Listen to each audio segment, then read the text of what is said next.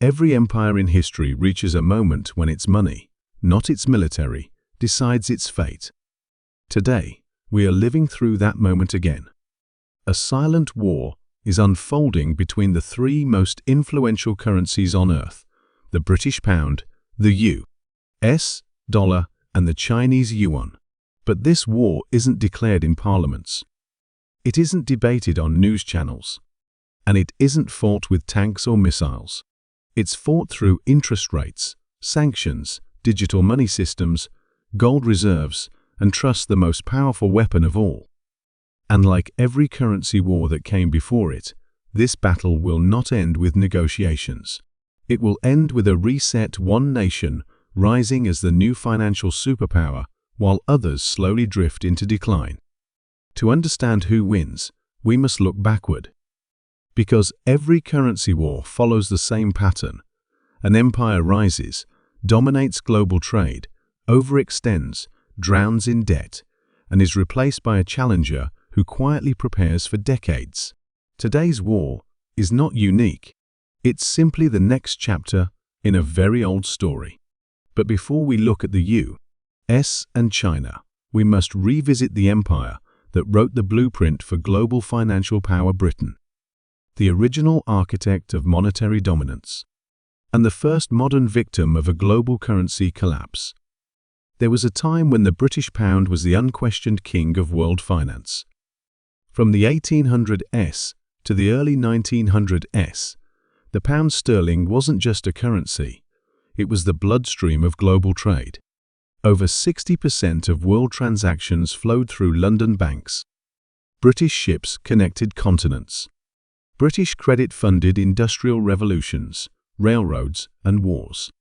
The empire's military strength mattered, but its real weapon was the pound, a currency backed by gold, global trust, and centuries of stability. But the fall of Britain didn't happen suddenly. It happened the way all empires collapse: slowly at first, then all at once. 2 world wars drained the British treasury and forced the empire to borrow heavily from the rising United States. As debts piled up, confidence in the pound began to weaken. The world started shifting their savings into a new currency, the US dollar. Britain tried to hold on, but when trust faltered, the financial empire collapsed faster than the political one. By 1944, the British pound was no longer the center of the global monetary system. The US dollar took its place. Overnight, the world shifted its loyalties. Britain went from the wealthiest empire in history to a struggling post-war nation trying to hold on to its final assets. And this moment reveals the first and most important rule of currency wars: when a nation loses global trust in its money, it loses everything else soon after. Britain didn't fall because of its military. Britain fell because its currency died. The pound had become too weak, too inflated, and too expensive to maintain. And once the world saw America as a more stable alternative, the collapse became unstoppable. This is the same pattern the world is watching now, this time with the US dollar. After Britain's fall, the US dollar rose with unmatched force.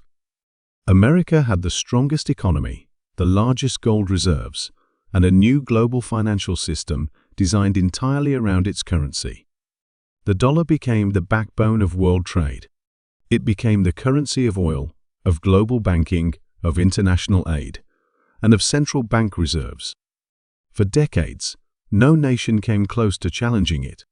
But dominance breeds weaknesses, and the dollar's greatest strength eventually became its greatest vulnerability. America started printing money with little restraint. It expanded its military footprint across the planet. It absorbed massive debt to fund wars, programs, and crises. And slowly, the same cracks that destroyed the British pound began appearing in the dollar. Foreign nations started to question America's financial discipline. The U.S. debt soared past $30 trillion. The dollar's share of global reserves began declining. Sanctions, once America's most powerful weapon, pushed nations like Russia, Iran, and others to search for alternatives. Meanwhile, China quietly built the world's largest manufacturing base, accumulated record-breaking gold reserves, and launched a digital currency years ahead of any Western power. But America's decline is not simple. The dollar remains the world's most trusted currency. It still powers global trade. And most nations are deeply tied to the U.S. financial system. The dollar is weakening, yes, but it is not collapsing. And this reality creates the biggest question of our era. If the U.S. is still powerful, how can China challenge it? The answer is simple. China isn't attacking the dollar directly. China is building a new system altogether. China's rise didn't begin with a military buildup, a political revolution, or a sudden burst of innovation. It began with something far more powerful, a long-term economic strategy designed to exploit every weakness of the Western financial system. While the United States relied on its historical dominance, China spent decades building a fully integrated economic machine. Not fast, not loud, but steady and unstoppable. The first step was manufacturing. China became the workshop of humanity. Phones, computers, steel, machinery, medicine, everything flowed out of Chinese factories. This wasn't just about exports, it was about dependency. If the U.S. controls global finance, China controls global production. And production equals leverage. The second step was acquiring resources. China knew that modern empires don't rise on ideology, they rise on commodities. So it bought mines in Africa, farmland in South America, rare earth element deposits across Asia. While Western nations argued over politics, China secured the raw materials of the 21st century: lithium for batteries, cobalt for electronics, and rare earth metals for every modern device on Earth. The third step was gold. Quietly, consistently, China began accumulating gold reserves at a pace that shocked analysts. But China wasn't doing this to back the Yuan today, it was preparing for a post-dollar world. In a global reset, trust decides everything. And nothing builds trust like gold. The fourth step was alliances. China studied Britain and the United States, not for their mistakes, but for their networks. Just as Britain used its colonies and America used its post-war alliances, China built BRICS, ESA coalition of nations, tired of dollar dominance. These nations are not militarily aligned, they are financially aligned. And that alignment is far more powerful. And then came the final step, the digital yuan. While the West struggled to modernize its financial systems, China launched a programmable, instant, government-backed digital currency years before the U.S. even proposed one. This wasn't a payment method. It was infrastructure. A foundation for a new financial world that doesn't rely on SWIFT, Visa, MasterCard, or the dollar. China didn't challenge America head-on. It simply built a world where America's greatest strengths no longer guarantee dominance. Today's currency war is invisible to the average person. No armies, no speeches, no flags raised over conquered capitals. Instead, the battlefield is interest rates, energy markets, digital networks, and central bank decisions made behind closed doors. The first weapon is sanctions. For decades, sanctions were America's favorite tool, a way to financially suffocate enemies without firing a shot. But the more the U.S. used sanctions, the more nations realized the danger of relying on the dollar system. Russia created its own banking network. China built CIPS to replace SWIFT. Even European nations began designing systems to bypass U.S. control. Every sanction America issued became proof that financial dependence was a vulnerability. The second weapon is interest rates. When the Federal Reserve hikes rates, it triggers a global chain reaction. Currencies fall. Nations scramble for dollars. Debt becomes unbearable. Economies weaken. And every country forced to rely on the dollar suffers domestic instability. America gains short-term leverage, but loses long-term allies. Countries want stability, not a currency that can crush them whenever the Fed makes a move. The third weapon is digital infrastructure. This is where China leads decisively. The digital yuan isn't just faster. It's a system China can export to entire regions. Imagine African, Middle Eastern, and Asian countries using Chinese digital payment rails instead of Western systems. That's not a currency shift, that's a platform shift. Once you control the platform, you control the flow of money. The fourth weapon is gold. While Western nations debate its relevance, central banks around the world have been buying gold at record levels. Why? Because gold is the only asset that no nation can sanction, freeze, block, or manipulate. China, Russia, India, Turkey, all are stacking gold in preparation for a world where trust in printed money declines. The fifth weapon is energy. The petrodollar kept America on top for 50 years. Every nation needed dollars to buy oil. But now, energy giants are experimenting with alternatives, yuan payments, barter agreements, digital settlement networks. If the petrodollar breaks, the U.S. loses the deepest anchor of its financial empire. Today's currency war is being fought through systems, mechanisms, and alliances most people never see, because the most powerful wars are always the invisible ones.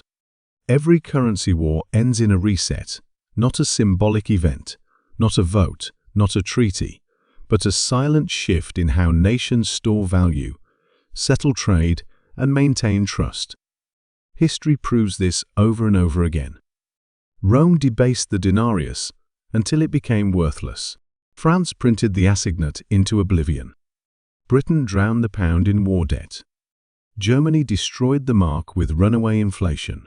And now the United States faces the same pressures: debt, inflation, political division, and a rising challenger. But this reset will be different from all others because it is global.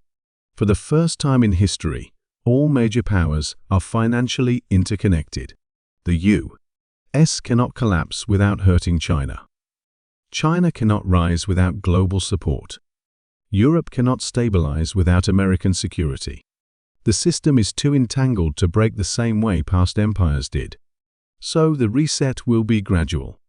Slow shifts in trade settlement, growing use of alternative systems, digital currencies replacing old infrastructures, gold returning as the silent anchor, regional blocs forming their own financial ecosystems.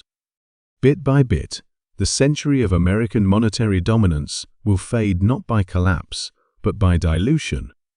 This is not the fall of the dollar, it is the end of the dollar's monopoly.